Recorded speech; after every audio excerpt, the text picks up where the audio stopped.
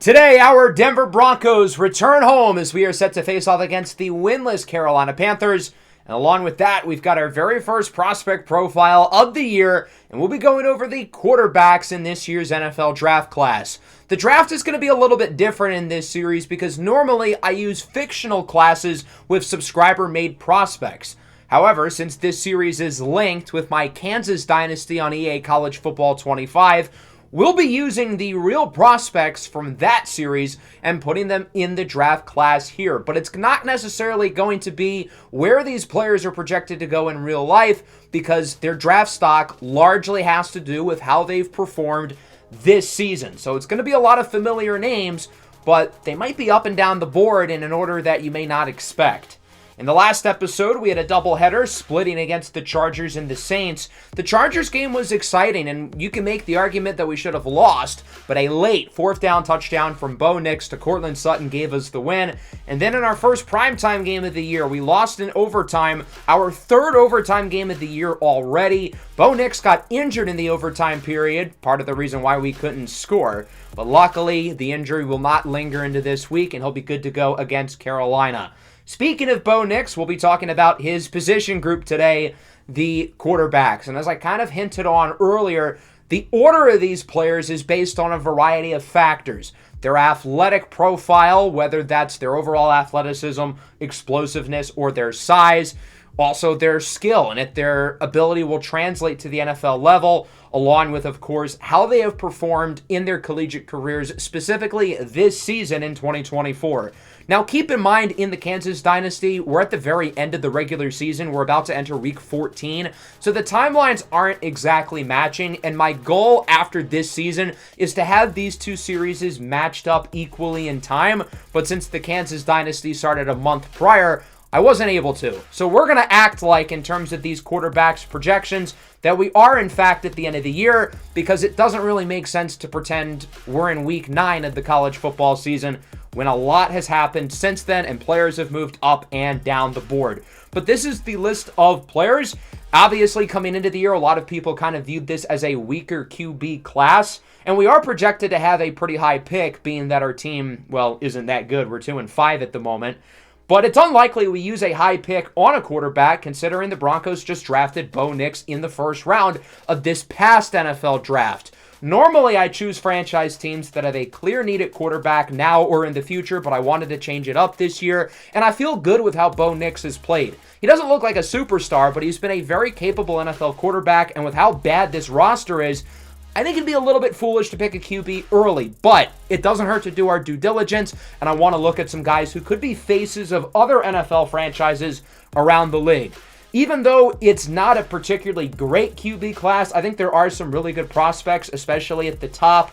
Right now, there's two guys slated to go in the first round, Jaylen Murray from Alabama, and of course, Jaylen Daniels out of Kansas.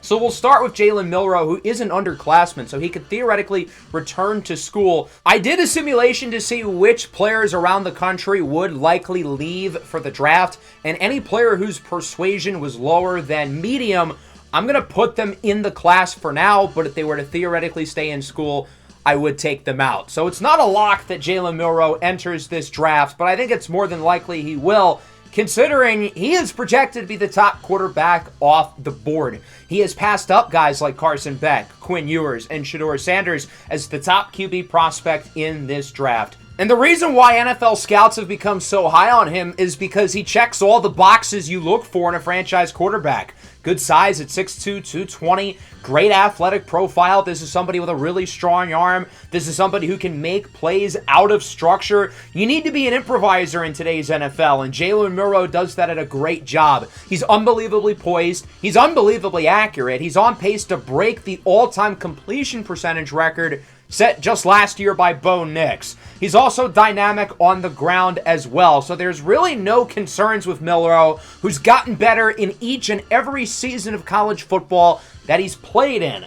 Milrow's been inconsistent in the past, but he's put it all together this year. Now, Alabama hasn't had the team success that they would have hoped for. The team is 7-4. They're not going to make the college football playoffs, so we're not going to see Jaylen Murray on the big stage, unfortunately. but I don't think that's going to stop teams from potentially considering making him the top quarterback off the board. Again, unbelievably accurate, really good arms talent. He's an improviser, he makes plays out of structure, and he's really good on the ground. Not to mention, he has elite football character, and he's the type of kid who NFL teams are going to trust to lead their locker rooms going forward. That's why Jaylen Murray is the top projected quarterback in this class, but he's got some competition. Jaylen Daniels from Kansas has had an outstanding season and has put himself in the conversation of the first round.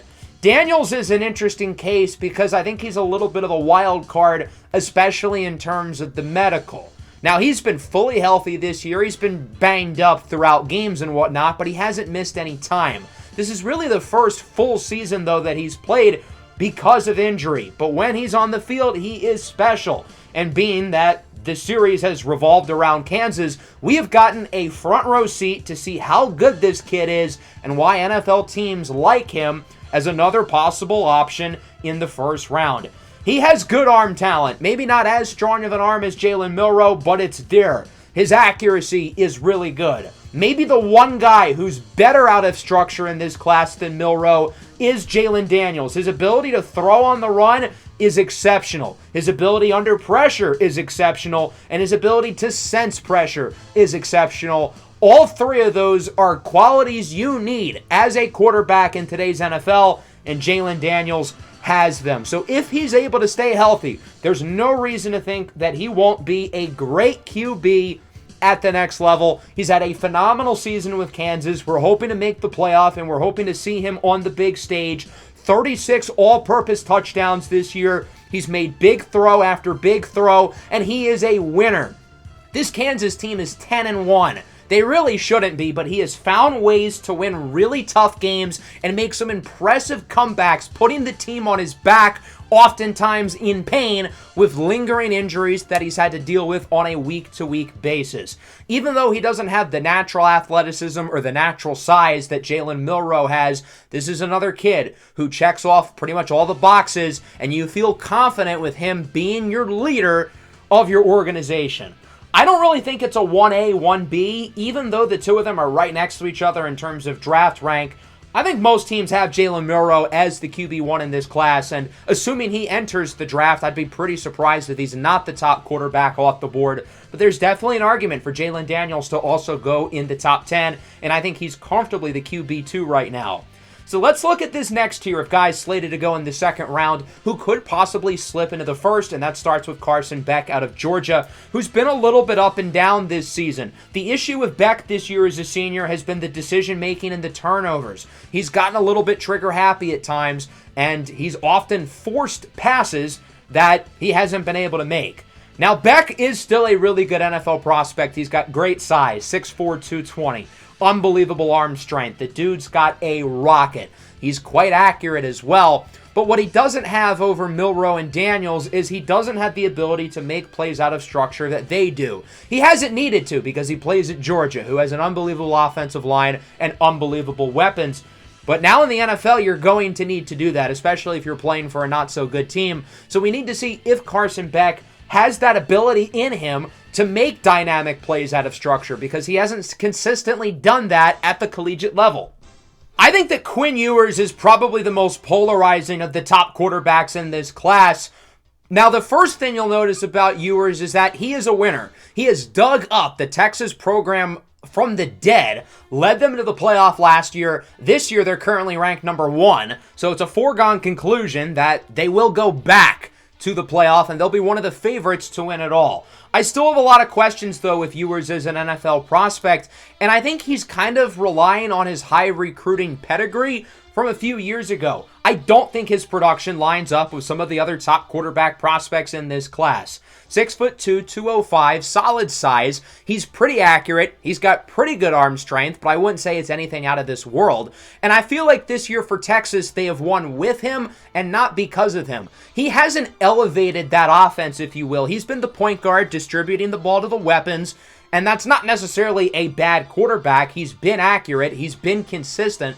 But he hasn't had big games. He hasn't had a performance that per se wows you. And you want to be wowed if you're drafting this kid to be an NFL quarterback. So I just don't know if the upside is there with Quinn Erres, because we really haven't seen him reach levels that guys like Jaylen Murray and Jaylen Daniels have throughout this season. But nonetheless, he does, again, check off a lot of the boxes in terms of character, in terms of arm talent, in terms of accuracy. And again, he's one of the most winningest quarterbacks in this class.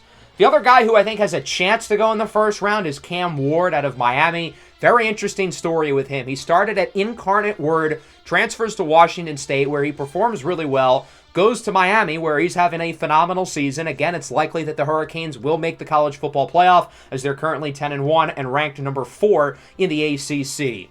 Ward has been really good this year, and his stock continues to go up and up. And I don't know if there's a single player who has more to gain in the college football playoff than Cameron Ward does. Pretty strong arm, good accuracy, good explosiveness with his legs, and he's just been really solid throughout this season, and he's gotten consistently better since his collegiate career started. He's been extremely accurate. He hasn't made bad decisions with the football. He has consistently made big-time throws throughout the year. And if you're a collegiate quarterback who plays well in a Mario Cristobal scheme, that says something, because he made Justin Herbert look bad at times at Oregon. So I think Cameron Ward's a guy who could continue to rise, and I wouldn't be surprised if he ends up as one of the top 3 quarterbacks off the board with a big performance in the college football playoff. I'm really excited to see him against some big-time defenses. Kind of similar to Ewers, he has dug up the Miami program from the dead, and he's only done it in 1 year. I think all 5 of these guys have a chance to go in the first round, and if there's a team that falls in love with them, they certainly could go quite early. In terms of upside with these second-round guys, I think it is Ward who has the highest ceiling of the group, and again, I'm excited to see what he does along with Ewers and Beck in the college football playoff. The only other quarterback currently projected to go in the top 100 is Riley Leonard from Notre Dame. The Irish are basically in a win-and-in scenario. If they beat USC this upcoming week, they'll be going to the playoff as well. Riley Leonard has had a really good season with the Irish. He's been a little bit inconsistent. He kind of hit a lull towards the middle of the season, but he is performing really well again, as he did towards the beginning of the season. This is somebody who can make plays with his legs, who's impressive with his arm. Notre Dame does not have some elite receiving core, but Riley Leonard has been consistently able to make those guys look really good. Really impressive accuracy. He rarely misses throws from within 20 yards. Doesn't have some exceptional deep ball, but I think this is somebody who can be a field general for an NFL offense with the ability to turn in some big plays as well. The third round, though, is kind of an awkward spot for quarterbacks. As we saw in the 2024 draft, 6 went in the top 12, and then nobody else went until the 5th round. So I question if Leonard is going to go in this range. I think he could go earlier. I think he could go later. Teams just don't really like to pick quarterbacks in that range, because either you're a franchise quarterback prospect or you're not. And being projected in the 3rd round is kind of like that middle spot. But nonetheless, I do think he is worthy of a top 100 pick, and I'm curious to see if he can lead Notre Dame to a playoff spot. Then we get to day 3, and there's a lot of guys in this range. In the 4th round, guys like KJ Jefferson, Will Howard, Kaden Salter, Jackson Dart, and Brady Cook. Of this group, the player who I think has the chance to not only rise the most, but also the chance to be successful in the NFL is Will Howard out of Ohio State. He has been awesome over the last month or so. His stock is very much on the rise, and I wouldn't be surprised if he ends up as one of the 5 or 6 quarterbacks off the board. Another guy who has a lot to gain with the playoff. Spent most of his career at Kansas State before transferring to the Buckeyes, and I feel like he was a little bit disappointing early in the season with Ohio State, but he has really hit his stride over the last month or so, and he's playing better football over the last 4 weeks than just about any quarterback right now in America. 6'4", 240, really impressive build. He's got a cannon of an arm, and he's pretty accurate for the most part. Now, the Ohio State offense is a relatively easy one to play in, considering he has multiple first-round picks with him at wide receiver and 2 of the top projected running backs in this class with Travion Henderson and Quinshawn Judkins. Nonetheless, Howard is red hot. He has been on an absolute tear, and if he's hot going into the playoff, Ohio State's going to be one of the favorites to win the whole thing. He's got more arm talent than just about any quarterback in this class. It's just about consistency with him, and if he is able to play well down the stretch, I think he could be a top 50 pick. KJ Jefferson is probably the most unique quarterback in this range, and I'd feel a little bit remiss if I didn't talk about him. 6'3", almost 250 pounds. He is built like a bowling ball. He is tough to bring down, and guys of his size do not normally move as fast as he does, which certainly helps him making plays out of the pocket as a passer or with his legs. He's got a really strong arm. He's pretty accurate, and he has led a really good UCF offense this year, and his stock has gone way up. He was really inconsistent during his time at Arkansas, and going into the season, I don't think a lot of people really viewed him as an NFL prospect, but given his performance through the first 11 games this year, I think people's opinions have changed on KJ Jefferson. I think he has earned the opportunity to get drafted and possibly go in the top 4 rounds. So, of course, as I mentioned, there are going to be some underclassmen sprinkled throughout this draft, Jaylen Murray being one of them. The only other underclassman here at the quarterback position is Liberty's Kaden Salter, who's a really fascinating player. Now, Salter is a very interesting decision to make here. Does he enter the NFL draft or does he return to Liberty? If I was him, I don't think I would do either of those. I would look to transfer to a power school, somebody like Ohio State, Alabama, Georgia, Texas, with a QB opening, maybe even Kansas. We would be happy to have you, buddy. But nonetheless, Salter has a real shot of entering this year's draft, and if he does, I think he'll certainly be picked, likely on day 3. 6'1", 200 pounds. Salter is a really accurate quarterback. He's pretty dynamic, and he's got not great, but solid arm talent. Now, he doesn't play against the best of competition, playing in the Conference USA, and his numbers really are not that spectacular. So you're drafting him as a developmental prospect, hoping that he can reach his ceiling. His production against significantly inferior competition is worse than a lot of these power conference quarterbacks. So this isn't somebody who I think is going to be starting games next year in the NFL, but somebody who could be good down the line. Then we get later down the board here on day 3 with some interesting names. Seth Hennigan from Memphis, I think, has a high athletic ceiling. But obviously, we've got to address the elephant in the room. We've got to talk about Shador Sanders. Why has his stock fallen this far? Because for a lot of people, he was being looked at as a first-rounder going into the year. Personally, I never really saw a first-rounder with Shador Sanders. But he's been a little disappointing this year, and he hasn't helped his stock. We did see a full game of him when he played against Kansas, and I thought he played really well in that matchup. He made some impressive throws. He was accurate. He was consistent. But that hasn't been the case with Shador Sanders, and I think he's got some notable strengths and notable weaknesses. In terms of football IQ, I think he might be the smartest quarterback in this entire class. He has a great feel for the game, and he doesn't make bad decisions with the football. He doesn't regularly put it in harm's way. Accuracy was his calling card last year as a junior, but this year his accuracy has been quite poor. He's barely thrown above 60% completion percentage, and that's in the Big 12, where there's really not much defense being played. The interception number is still low because, again, he's a great decision maker. He makes the right reads. He goes through his progressions, but he often misses the throw.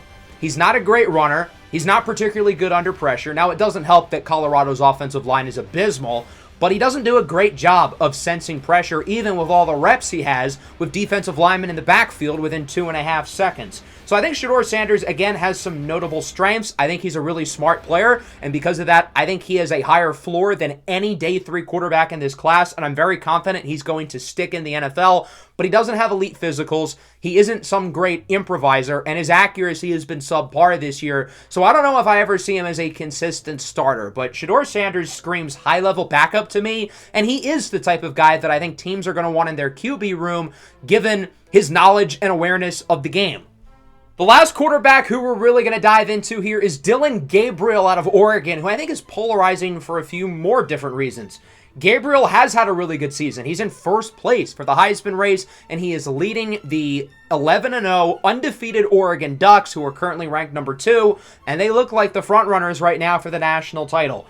So why is he projected here to go so late? I think Gabriel plays in a very quarterback-friendly offense. He's got great weapons, very easy play calling, and he doesn't have to make big throws super often. Along with that, he doesn't really have NFL traits. His arm talent is among the worst in this draft class. He isn't some elite improviser. He doesn't have some great deep ball. He often looks for the check down. It doesn't help that he's also small, only 5'11", 204. And he's also 24 years old. Even if you compare him to Bo Nix, because a lot of people I feel like would make the argument that Gabriel and Nix are similar. Both of them were older. Both of them often looked for the short passes. But I still think Bo Nix was a considerably better prospect than Dillon Gabriel, because I think Bo Nix was a more consistent player. I think he's more accurate than Dillon Gabriel. And I think his physicals are better than that of Dillon Gabriel, which is why he is projected to go here on day 3. But given how good of a season he's had and how consistent he has been for that Oregon offense, he still deserves to get drafted. And I think similarly to Shador Sanders, he screams high-level backup. In terms of some of the other names down here, Cam Rising, of course, 26 years old. DJ Uiagalelei, once projected as a very high pick. His stock has obviously gone down. Jordan McLeod has had a fantastic season for Texas State. He's talented, but he's also 25. And Athan Kaliakmanis from Rutgers, the youngest quarterback in the class at only 21 years old. In terms of some other underclassmen who could declare for this year's draft, there are some names to watch out for. Clemson's Cade Klubnik has been excellent this year. I think he would immediately slide in as the QB3 in this class behind Milroe and Daniels. Garrett Nussmeier from LSU has had a great year, even though the team's success hasn't been there. The Tigers have been really disappointing. Kyron Drones has had a phenomenal season for Virginia Tech. His stock has gone way up, and the same can be said for Haynes King out of Georgia Tech. For a lot of these guys, if they don't declare for this year's draft, they'll likely be the favorites to go early next year. Preston Stone's been really good out of SMU. Miller Moss has had a good season out of USC. And then Noah Fifita out of Arizona, a smaller guy who, again, lacks NFL physicals, but his production over the last 2 years has been really impressive.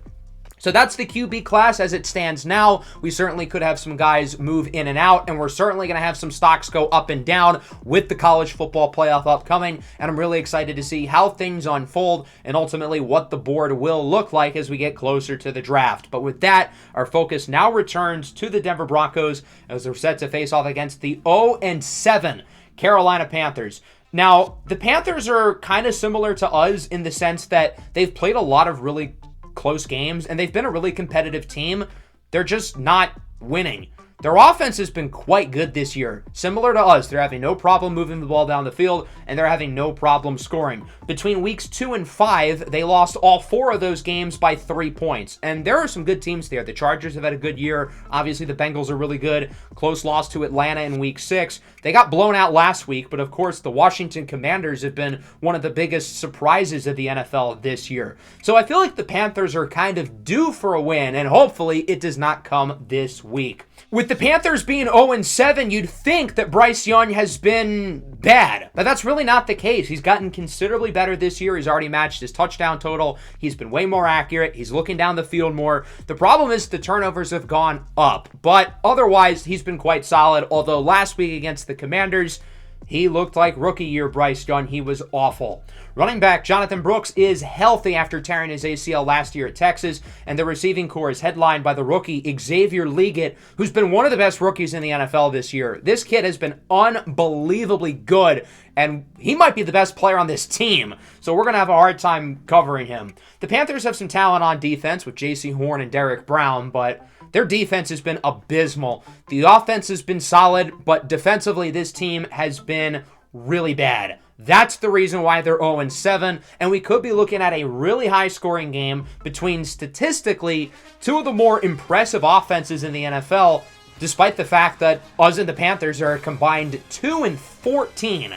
Somebody has to win this game, even though both of these squads have lost a lot of close ones this year. We'll see if the Broncos can make it up to 3-5 and possibly salvage any playoff hopes, or if the Carolina Panthers can win their first game of the entire season and of the Dave Canales era.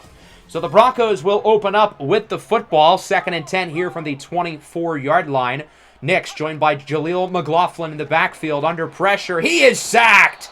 DJ Wonnum in the backfield brings him down. And ultimately, that'll make it a 3rd and 16. Not a good rep there from the veteran left tackle, Garrett Bowles. Nix looks to throw it up the middle. Marvin Mims with an impressive catch, but he had to lay out for that one, and he only gets 12. Denver's first possession of the game ends as a 3-and-out, and they will punt it. Carolina with the ball now for the first time as this one is caught by Adam Thielen, who breaks the tackle, breaks another, and is wrapped up by Surtain at around the 50. The tackling in the secondary this year has been a problem. got to get better as Thielen makes two guys miss. Young lobs it up downfield. It's Xavier Leggett who gets it to the 8-yard line. Nobody was back deep to stop him. Leggett burns the corner, and that should have been a touchdown, but it was underthrown a little bit. First and goal. That one is hauled in, and it will go for a score. Carolina strikes first with the rookie tight end, Jaylen Sanders, as Denver returns. These two quarterbacks, first and third in the NFL in passing yards. Nick's, of course, at the top because of all the close games and all the overtimes that we've played this year. As it's a 3rd and 8 from the 30. Nix looks to throw it, rolls out to the left. He's been really impressive on the run this year, and he makes another great throw. It's Courtland Sutton who brings it to the 50.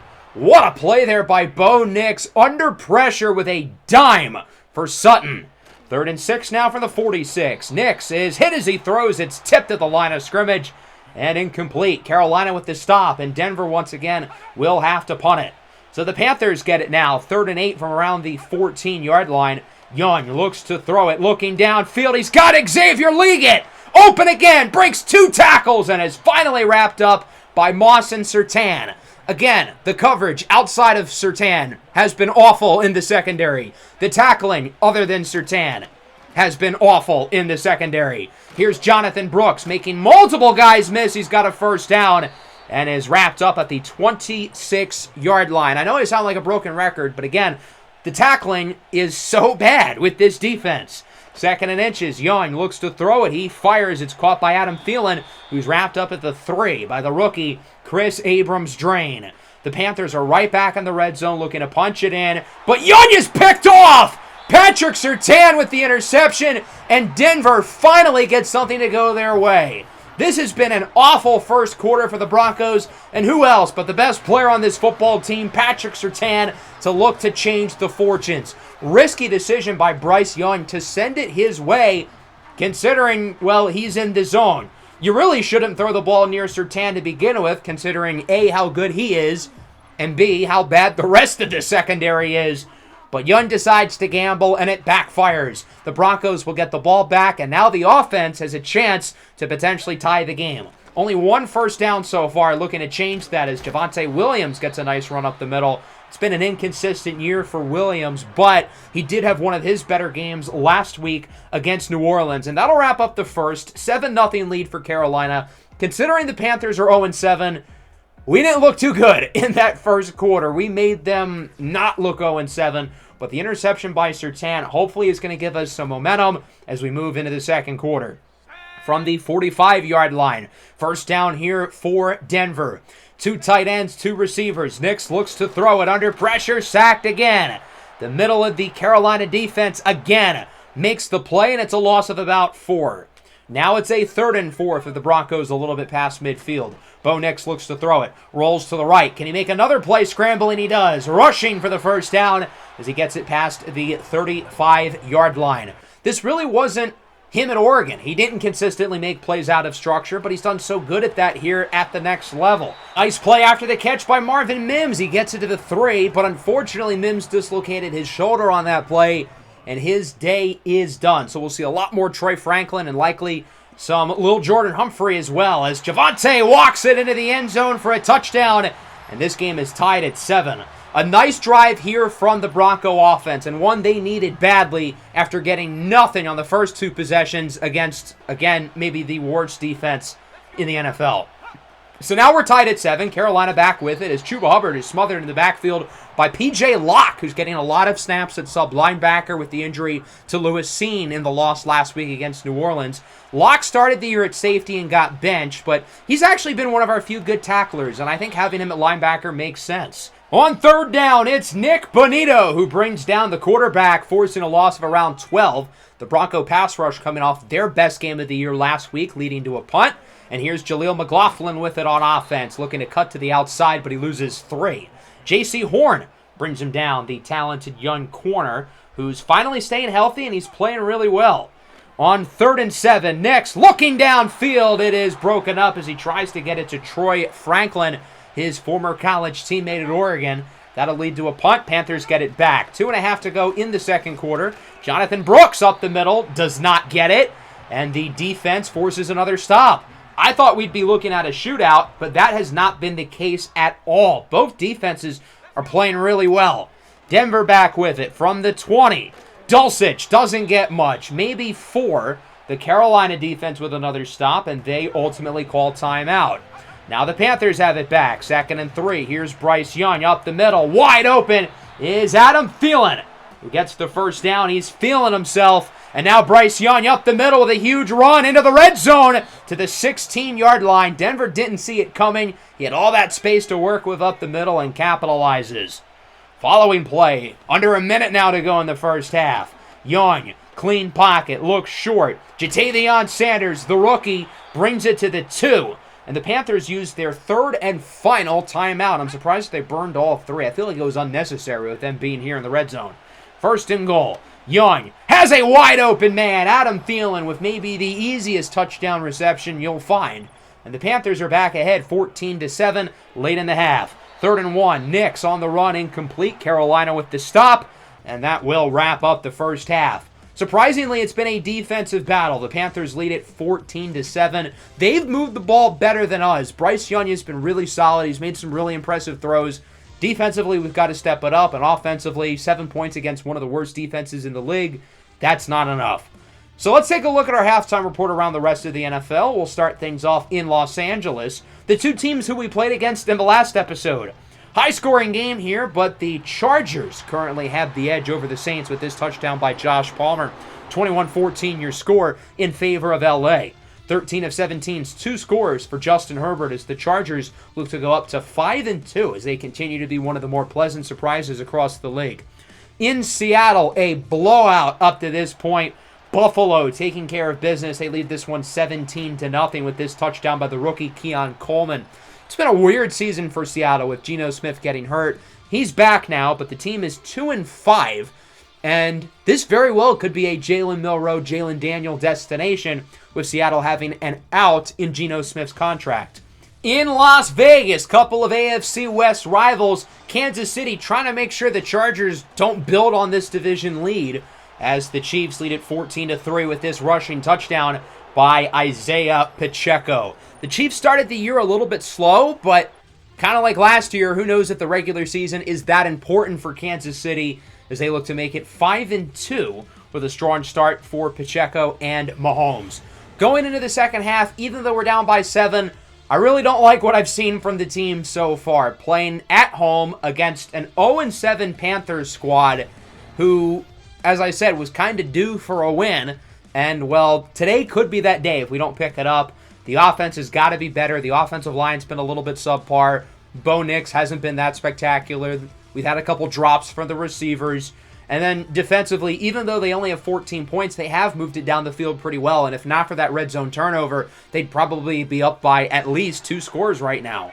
So hopefully we can step it up here as the Panthers do start the third quarter with possession of the ball. From the 26, it's a screen here to start things off. The rookie running back, Jonathan Brooks, with a first down, breaks a tackle from Locke and is wrapped up by Chris Abrams-Drain, but not before bringing it to the 41.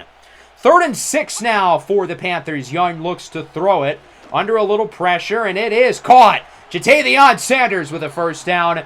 As bad as the Broncos secondary has been in coverage, you could argue the linebackers have been even worse this year. Tight ends have been so good against Denver this year as Young, his pass is out of bounds looking for Xavier Legette, and so the Panthers are going to have to kick a field goal. So Denver does get a defensive stop here to start the third, but Carolina should still make it a 2-score game, and they will. The kick is good from 45 yards out off the leg of Eddie Pinheiro, and with that, it is now 17-7.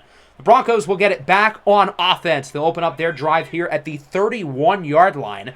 As on first down, it's a handoff for Javonte Williams. Has space to the left side. First down and more. Big run for Javonte as he gets around 24 yards. Javante's having maybe his best game of the year. He looks really impressive in this one. 3rd and 8. Nix on the run looking for McLaughlin, and he gets around 5. Good throw, but a nice tackle by J.C. Horn to stop the first down. And Denver's going to choose to kick here on 4th and 5. It's a 55-yarder for Will Lutz. And that one splits through the uprights. It is good. A 1-score game. It's now 17-10. Will Lutz has had his fair share of good moments and bad moments this year. but it seems like he's played quite well over the last few weeks, and the Panthers get it back. Here on first down, flag on the play. Short pass is caught by Xavier Legate, who breaks a tackle. Looking to break another, and he gets it to around the 50. We'll see if the play stands, and unfortunately for the Broncos, I think it will. Zach Allen jumped before the snap, and so the Panthers will decline the penalty. It's a gain of 23 for Legate. 2nd and 5 now, past midfield for the Panthers. The tight end, Jaylen Sanders in motion, enters the backfield. Play action fake. Young connects, this time with Deontay Johnson. Down the field, wrapped up at the 14-yard line. A huge gain for Johnson, acquired in an offseason trade with the Steelers. And now the Panthers have it marching on the doorstep of the end zone. And Jonathan Brooks, the rookie, is in for the score. A 14-point lead now for the Panthers, 24-10.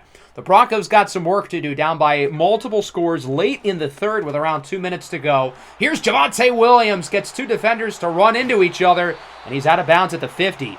On just 7 carries, Javonte already has 62 yards in this one. He has been outstanding for the Broncos. 3rd down and inches, play action fake, and he drops a wide open pass right as I'm gassing him up. Not ideal. 4th and inches at the opposing 40. When you're that close, punch the sucker in. Denver's going to go for it, and they will get it. Javonte with a 1st and more actually gets a strong gain of 11 there, and that will move the chains for Denver as they get the 1st down. Following play, final play of the third. This one is caught by Courtland Sutton into the red zone. Whoop, whoop. Nice play after the catch by Sutton. He gets it to the 13, and that will wrap up the third quarter. 24-10, Panthers with the edge, but Denver's marching down the field. They're not out of this game quite yet, but they've got some work to do as we go into the fourth quarter. We'll see if the Broncos can look to make the comeback. They've had some impressive ones this year. Let's see if they can get another. 3rd and 4 from the 7. Nix up the middle with Javonte Williams, and he gets nothing. The Panther defense is there with the stop. It's Robinson who brings him down. 4th and 4. We're going to go for it. We're down by 2 scores. What do we have to lose? Nix looking short. He's got Josh Reynolds, and he walks it in for a touchdown. Josh Reynolds with the score, and it is a one-possession game here in the Mile High City. 24-17. It looks like the Broncos are going to make this one interesting, but they've got to get a stop here defensively. We've struggled on this side of the ball today, but we need to make a play. 3rd and 7, maybe the biggest play of the game so far with 7 to go. Young has all day and fires for Deontay Johnson. He brings it all the way to the red zone of the 18-yard line. Coverage, bad. Tackling, bad. Story of the season. 3rd and goal at the 2. Young's pass is nearly intercepted. Riley Moss, you got to come down with that. That was right in your hands, and it could have changed the game. But he's unsuccessful, and now on 4th down, they're going to go for it?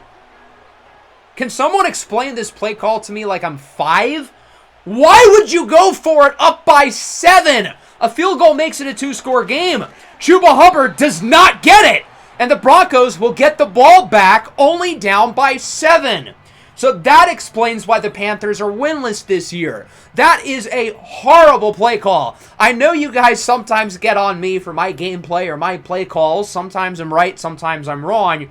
But even I don't do anything as stupid as that. Are you kidding? The door is wide open for Denver, but they're not starting with good field position in safety territory. Got to get a 1st down here, and they do on 3rd and 2. Audric Estime keeps the chains moving to the 15-yard line. So now we've got some space to actually look to drive. 2nd and 8. Nix up the middle. He's got Dulcich with the 1st down. We've got a flag, but it looked like there was some contact there, a defensive pass interference on Carolina. We're going to decline the penalty, take the extra yard, and it's a 1st down for the tight end, Dulcich. So the Broncos now have it at the 32. 2:18 to go in the 4th. Nix goes short. It's McLaughlin. Jukes away from the defender with a 1st down, and he gets it to the 50 for a gain of 18 yards, and that will bring us to the 2-minute warning. Denver is lucky to still be in this game, but the offense is moving nicely. We've gone through the first length of the field, and now we've got to make it through the second half. From the 50 here on 1st down, Nix up the middle. He's got Troy Franklin with a 1st down to the 34-yard line. That'll move the chains for Denver, and they're getting closer and closer to this end zone, and they don't feel like they have to move overly quickly. They have time on their side. Javonte does not get the conversion, though, on 3rd and 3. The rookie linebacker, Michael Barrett, brings him down. 4th and inches. Obviously, we got to go for it. Javonte up the middle, gets the first down, gaining around 7. Again, we've got our timeouts, but we're in no hurry. We're in the red zone. No reason to move fast. From the 18, Nix under pressure. He is intercepted! Nick Scott picks it off. And it looks like he has a chance to take this one all the way. A pick 6 for Carolina, and the Panthers take the lead late. So Carolina's up by 2 scores. A bad decision there by Bo Nix, who kind of forced that ball through. And now Carolina's up by 2 scores, and it looks like they have this game won. Nix thought Sutton was going to be open, and it looks like he was. But Nick Scott, who wasn't even covering Sutton, does a great job of recognizing the pass quickly, jumping the route, forcing the turnover, taking it all the way, and it is now 31-17 with under 30 seconds to go in the 4th. And now Denver's just going to look to move quickly and hope for a miracle, and I guess that's a good start. Troy Franklin brings it to the 43. Broncos will use a timeout. Now it is a 2nd and 10 with 7 seconds to go from the 32. Bo Nix looking downfield for Reynolds. He's going to try to get through these defenders, and he brings it to the 3 as time expires, and that will do it. The Carolina Panthers win their first game of the year, defeating the Broncos 31-17. We were gift-wrapped an opportunity by the Panthers late in this game, but the turnover with under a minute to go would ultimately end up being our undoing. The one thing this team has really excelled at this year is turnovers on both sides of the ball. Defensively, we've consistently made plays in that regard, and offensively, we've rarely given the ball away, but we do there at maybe the worst possible time. And with that, we lose to a winless Panthers team and fall to a record of 2-6. Not ideal. There were some positives in this game. I thought we ran the ball really well, which hasn't always been the case this year, so that was certainly good to see. Didn't get our best performance out of Bo Nix, though, and defensively, again, the pass defense really struggled. Bryce Young was really good. He was accurate. He made big throws. Our tackling in the back end was rough. As for Bo Nix, he was pretty mediocre. The interception at the end was certainly not good. Definitely not one of his better games, but he wasn't like a liability or anything. On the ground, again, Javonte Williams had himself a day. 13 for 86 and a score. That's 6.5 yards per carry. Easily his highest mark of the year. Jonathan Brooks was pretty solid, and then through the air, Thielen, Sanders, Liggett, all played really well. Troy Franklin led us in yards, but he also had 3 drops, which is certainly not good. So hopefully the drop rate can go down, and we can continue to see Troy Franklin make some big plays. The offensive line was okay. I thought they were really good in the second half. And then defensively, again, not much pressure, poor coverage, poor tackling. The same issues that have plagued us defensively continue to be a problem. The one thing we excel at, turnovers, we did get with the interception by Surtain, though. Zach Allen has broken his ribs as well. He'll be out for 6 weeks. Allen's already missed some time this year. He missed a couple of games in weeks 5 and 6. He's had a lot of nagging injuries, but we will be getting 4 players, including 2 starters, back from injury as we take a look at some results around the rest of the NFL. Arizona losing to the Dolphins means that the Cardinals are still the only winless team in the NFL. The Ravens, meanwhile, are the only undefeated team, and lucky for us, we'll be traveling to Baltimore next week to face off against the 8-0 Ravens. As for your players of the week, we've got Brock Purdy, Tua Tagovailoa, Jonathan Allen, and Derek Stingley Jr. Next week's not going to be an easy one. We lost against the team with the worst record in the NFL, and now we're playing against the team with the best record in the NFL. We've also got the trade deadline in the next episode. Normally it's week 8, but starting this year, it'll be in week 9, 1 week later. So it should be interesting to see our moves along with some trades around the rest of the NFL, and we'll see if we can knock off the unbeaten Ravens. Hope everybody enjoyed. Let me know what you thought of the episode, specifically the prospect profiles down below in the comments. Make sure to leave a like and subscribe if you're new. Peace out.